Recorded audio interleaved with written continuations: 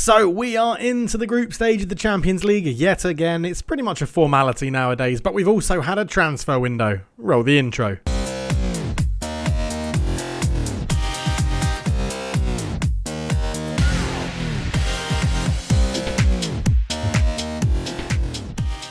Hello and welcome back to the NK Maribor save. I am Cultured Leftfoot. It's a pleasure to have you with me. And yes, we have got Bayern Munich in our group, and we also have Chelsea, which is a little bit infuriating. Bayern Munich and Chelsea, we were the third seeds, and we've got drawn with Rangers, so third space looks nailed on again. But there are some very, very tough groups in this year's Champions League. I mean, PSG should easily dominate that one. Man United should dominate that one. Dortmund should dominate this one. Porto, that Barcelona should really dominate that. But you see, not off to the best of starts, losing their first game to Porto. Liverpool and Atletico Madrid and Juventus are going to be battling with Young Boys Bern in that one. Chelsea, Bayern and us are going to be challenging probably for the top three. Madrid, Milan and Monaco, Man City, Benfica and Salzburg. So, I mean, that is a group of death, isn't it? Liverpool, Atletico Madrid and Young Boys Bern and Juventus. Ridiculous. Don't know why I put Young Boys Bern above Juventus, but I did. But anyway, we that's going to give some spoilers away for the transfers, isn't it? So sod it. We'll go straight in to the transfers. As you can see, Musolowski's had a few offers that we have rejected. But the big news is total spent 0. Total received 35.5 million. Yeah. Some things have happened. Yuri Janka joins us on for free from PSG, actually. Slovenian national. So very excited to get him back in. 22 caps for Cena, only 22 years old. A good little player. They actually picked him up from Celje for 1.7 million. Did play a couple of handful games in his first season and then a couple after that.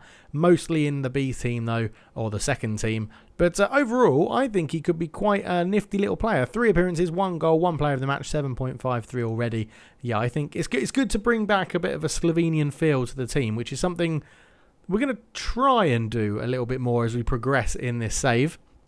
But overall, it's all, yeah, he looks pretty useful. He looks pretty good. I'm pretty happy about how he's looking and how he's progressing. So that is the in for this transfer window. We do actually have one that's left over from last season as well, which was Yuri Janka. No, that's the same guy. Oscar Correa joins from Colo Colo. £6 million for a centre-back. Wonder Kid centre-back as well. 19 years old, 6'2", great physicals, really good attributes pretty much where he needs them. He joined for £6 million, 2 appearances, 7.3. Already looking absolutely bloody superb. So, yeah, he's the only actual money we've spent is £6 million. So, wonderful. Yeah, and that's the ins. On the outs then, the ones to consider that are really important. Joel Pereira has finally left the club. He's joined Millwall for a measly, like, 70k or something, 76k. I think 79k. Desplanches, goalkeeper, goes back to Italy to join Spezia. He's out of the team there. Floranjic, we don't care about him. Budima, don't care about him. Milander leaves to join for Murat. This guy, we had high hopes for this guy, but he just got overtaken by continually other players. Never really got a real look in for us. But he went on loan to Mura, 4 goals in 16, and now he's joined them permanently for £300,000. So, be interesting to see how he gets on. Mariani's joined Celje on loan. We've sent quite a few people out. Zinchenko out for £1.1 million. Not the most money, but he was moaning a little bit. He didn't want... I just wasn't that happy, to be honest. I know he's played really well, but 19 games. He didn't actually play that long. It's unbelievable to think we had him for 3 seasons. It doesn't feel like that. But yeah, he never... I guess 2 seasons, because we signed him at the end of that summer, didn't we? Or the beginning of that summer. So, yeah, I mean, good performer, but he's lost his place at left back, wasn't going to get in at centre midfield, so he goes as well. As I said, Mariani goes out on loan. Lots of loans going out. And then the big one, Robert Kralik, our central midfield / right winger wonder kid, 19 years old, £30 million Dortmund have paid us for this guy. Unbelievable attributes, but I just couldn't turn down 30 million. I mean, I'm still trying to keep this semi-realistic, where if you get a bid that's just obscene, you just take it. They bought him on deadline day for Europe, for Germany, sorry. 1.3 million we bought him in for. We've paid them an extra 8 million, I think, because of the sell-on fee that they put in, but you know, good luck to him in Germany. Good luck to him. It's 30 million straight monies with 40% of the next transfer fee profit coming to Maribor. So, yeah, Robert Kralik has moved on. Easily the biggest out. Valery Kobzev, an interesting one. Got called up to the first team this season. He was about to be our backup left back, or potentially starting left back, looking at his attributes. But Benfica came in with a bid of £1.5 million. I thought £1 million profits for someone that's only played 7 games for us. I'll go for it. Why not? Whether he amounts to anything, it's very hard to predict. He does have good attributes where you need them other than attacking sort of technical abilities. But overall, I'm not that worried. He was a foreign national because he's Russian. So, yeah, he's gone. And it's not the last bit of business Benfica did, because they bought Mateus Santos off us on deadline day as well. £2.5 million. Actually surprised me with the amount of games he's played for us. It's actually increased year on year. His first year he came in, played 19, then 17, 27, then 35. Never breaking the 7 average rating, which for Maribor is not a good sign, because we dominate the league so much. Your starting 11 should generally, or players that play a good number of games, should generally be averaging over 7 most of the time. But he goes back to Portugal, £2.5 million. I thought we'll take that for someone who's not really getting much game time.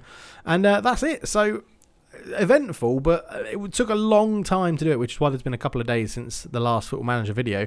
But yeah, it was a lot of business really sort of happening here and there. I don't think anybody else left at the end. No, so these have all rolled over from last time.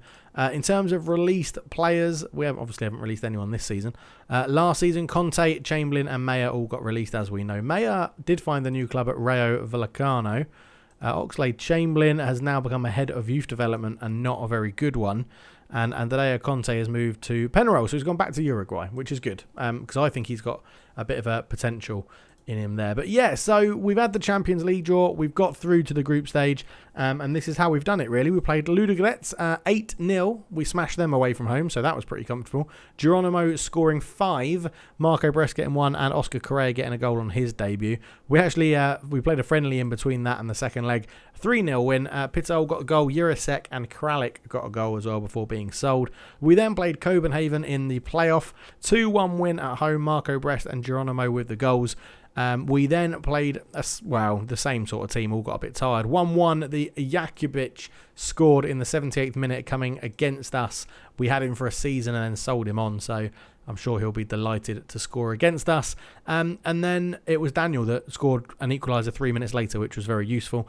FC Copenhagen then 3-0 in the away leg. Jirasek getting a brace, 45 plus 2 and 90 plus 2. Lovely stuff to see him getting that goal. He's going to get a bit more game time, I think, this season, Jurasek. I think he's going to get a bit more game time. We've smashed Cooper 8-0 in the league. Pitol getting 4 again, with one of them being a penalty. Santos from centre-back got a couple of goals. Colle got a goal, and Marco Brest as well. And we've just beaten Domzale 1-0 in the build-up to the game against Bayern, with no subs being used in that game because we rotated some of it. I'm still undecided about who to play in goal. Zavrella's got the nod most of the time. Anderson has come in and we've conceded a goal against Copenhagen. I feel like Zavrel is still giving a bit more confidence to the back four, if that's the right way to say it. He is fluent in Slovenian. And where is Anderson? Anderson is now, I think, basic Slovenian. Yeah, a good Slovenian. So he's getting there. I'm happy to let them carry on fighting it out. We're going to use Zavrel against Bayern. We're going away to start to the Allianz Arena, or the Stadion München Allianz Arena, which will be an interesting one. Only one game this episode. We're going to bring the games thick and fast, I think, hopefully. Bayern in one episode, then Chelsea in the next episode. We'll do Rangers away and Bayern in the same episode, hopefully, and then see if there's anything riding on the Chelsea game, and if not, we'll come back for probably the Europa League. So let's get into it then. We're going to go and play Bayern Munich. I'll sort out the team because it needs to be rejigged, so we'll clear it all up and we'll be back to go through the lineup. Okay, this is how we're lining up for this one then. Zavrel in goal, Checker right back, Santos and Correa in the middle, Sirkin at left back. Made that position his own, doing a really good job out there. Koller and Janka in the middle, Daniel on the right, Nascimento in the middle, Brest on the left, and Pitol starts up front ahead of Geronimo, who weirdly isn't actually in very good form in the league. 6.5 in 2 games, no goals. It's not brilliant for him. In continental competition, though, 3 appearances and 6 goals. So he could probably feel a little bit hard done by being dropped in the Champions League, but Pitol takes it. He's in better form at the moment in the league. 4 goals in 1 game. I feel like that should get him the nod. Daniel does start, although he's lacking a little bit of fitness, but let's get into this one and see how we know. We're going for the attack. We're going to go and attack. We're going to go and attack Bayern Munich. I feel like sticking to our principles is the correct thing to do. Try and keep the ball, move it around, and try and attack them. Obviously, they've got an amazing team. Simon, who is now in real life Spain's number 1, I think. Kimmich and Bacano, Hernandez, Alaba, Goretzka, Candela, Odi, Diarra, Vlasic, and Young. This guy, Celso Young, oh my God. We'll have a look at him in a minute. Probably one of the best new generated players I've ever seen. We're the underdogs here. Let's go and cause an upset. That sounds about right. We have faith. We have faith. We have faith. Yeah, we'll go and check out that striker. Look, I'm very excited by it. It's not every day we get to face Bayern Munich. And there is Bayern Munich, and here is Celso Young. Look at that. Ridiculous. Pace, agility, acceleration, decisions, finishing, first touch, dribbling, technique, work rate. Absolutely ridiculous. He's 6 foot. The only thing I don't like is he comes deep to get the ball, which won't really suit his pace. If he had comes deep to get the ball and plays 1-2s, that might be a little bit better because he'll try and pass it and then get in behind again. But they got him for 19.25 million, an absolute steal, if you ask me. 2 goals in 4 appearances in the league for Bayern Munich. Absolutely incredible, that one. It's a 4-2-3-1 versus a 4-2-3-1. Let's get into it and just pray to the FM gods that we get something. Oh, don't get humiliated, I guess, would be nice. Don't get humiliated. Did you see we're actually an early kickoff, sorry. Yes, we are going to go in hard as soon as I can click that button. We might as well go in hard in a bit. 15 minutes and literally nothing has happened, which suits us, I guess. 20 minutes. Is it? Oh, no, it is working. There are highlights there. It's raining now as well. Marco Brest picks it up. Back to Sirkin. It's blocked. And here goes Young, and he's absolutely left Correa for dead. Celso Young is in. That's a penalty. Do you know what? I think he may have got the ball. I think he was close to getting the ball. But ref's definitely going to give a penalty. I mean, Jesus Gil Mananzo does give a penalty. It looked like it should be a penalty. It's going to be Alaba, actually, who tucks it in the bottom corner. That is annoying. It did look like a penalty. There was a moment where I was like, he may have got the ball. But it's a nicely tucked in penalty outside of the goalkeeper's reach. Zavrel not being able to get that one. 1-0 down with what was, I think, the second shot of the game. So we're not being outplayed, which is encouraging. You got to take the positives, haven't you? You got to take the positive. Let's go, not in there. Let's go into tactics. Let's go to the opposition tactics, and we will say, do what he says, because he's quite good, our assistant manager. The transfer window is also very quiet on the ins. Not that we didn't try. I made very adventurous bids for Juan Foyth to come in and back us up at centre-back. We'll just get back to that in a minute. Brest thinks this in. There's a header. It was Pitol, but it's a good save from Simon, but it was offside anyway. Yeah, we made some adventurous bids. James Maddison, tried to get him on a free transfer after he was released. We tried to bring in Juan Foyth, but he moved to Lazio, I think it was. So yeah, we were trying to bring in a couple of players. 1 shot, 1 on target. Lovely stuff. 1-0 down though. I think I've got to say I am pleased, because we're away at Bayern Munich, who are one of the best teams, still one of the best teams in the game. Right, that hasn't worked, so Geronimo is going to come on for the second half. Let's see if he can be a bit of a super sub as they go long. Good header from Checker. Daniel picks it up into Yankar, into Santos. And what I like is we've kept the core of the team.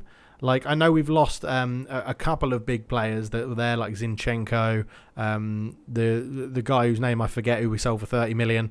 But generally, the actual structure of the team hasn't changed. We've still got a lot of players. Marco Brest has got around Kimmich. Marco Brest, and Simon makes the save. Could have been a goal. Could have been 1-1. We could have scored at the Allianz Arena. Nascimento, who has been absolutely superb to start this season. If we just click... can I actually click on him there? No, let's go through here then. Nascimento, if we just quickly look at this. 4 assists in 3 games and averaging an 8.23 in this little second striker role that he's really enjoying in behind the striker. Not so much today, but yeah, it's all going pretty good for him in the season. Nascimento fires it in. Good catch from Simon. It's got an apostrophe over the O, so it'll be something like Simon as O'Day comes forward. I am actually learning Italian right now. Just a little bit of a fact for you there. Marco Brest will get the ball, goes up the line and headed back by Mbukano. Celso Young into Diarra. Diarra's got lots of space. Shoots easy for Zavarel. I'd be disappointed if that had gone in. We are going to make another sub. I'm big in Nascimento up, but he's going to come off because he's not playing well today as Brahimo Tara comes on. Yanka also not doing well. It probably will be both of those. Well, I mean, I've already taken one of them off. Although Daniel is struggling for fitness and he's not playing well and on a yellow card. So we could bring on Jurasic. Yeah, let's give the youngster a go. Jurasic on. We'll move Marco Brest over to the right-hand side and just see if we can get something going. 10 minutes to go. 1-0 down. I feel like... Yeah, we will play for set pieces as well because we're good from set pieces. We've had 6 shots, 3 on target. It's a very... And we've restricted the number of highlights that Bayern Munich have had, which means we're actually playing... In fact, have they had any other highlights other than the penalty? Brahim Matara, Jurasek tried to put that through. Upamecano, Collar. I mean, highlights of note because obviously they had that chance there, a shot of Zavra, but it was an easy save. Geronimo's in. Geronimo! Oh, that was your moment. In the 90th minute, he could have got an equaliser against Bayern Munich. Brahim Tara with the corner. He's taking his time, but he swings this one in. It's headed away, and Kimmich is going to be there. And Kimmich is, well, tackled very well, actually. And they've sort of tackled each other, and we got a throw in. But we could have got an equaliser at the end. To lose to Bayern Munich only to a penalty, I'm pretty happy about that, to be honest. I thought we were going to get annihilated, but Geronimo, we'll take the positives. I'm not going to blame him. Big situation, big game. I mean, I'm looking forward to playing Chelsea and Rangers now. I'm actually, quite up for it. We come unstuck, but not completely outgunned. Player of the match, their goalkeeper. And look at him. He's incredible. Absolutely incredible. So, yeah, I'm really, really happy with that. Really, really happy with that. In fact, let's go and do the press conference. I'm so happy about it. I'm really happy about it. Would you agree Son was the best player on the game? Yep. Yeah, he had... he was very impressive, unfortunately, for us. A large swell of support from the fans for your eye-catching passing styles. It's something we continue to see. I've made a commitment to play that way. That was it. I come into a press conference and I get 2 questions. Amazing. Right, we'll leave it there. We're going to be back for the game against Chelsea, which isn't too far away, to be honest. But we'll come back for that one. I mean, the league is just done now. It's going to be an absolute cakewalk every single season. Won't be a problem. Oh!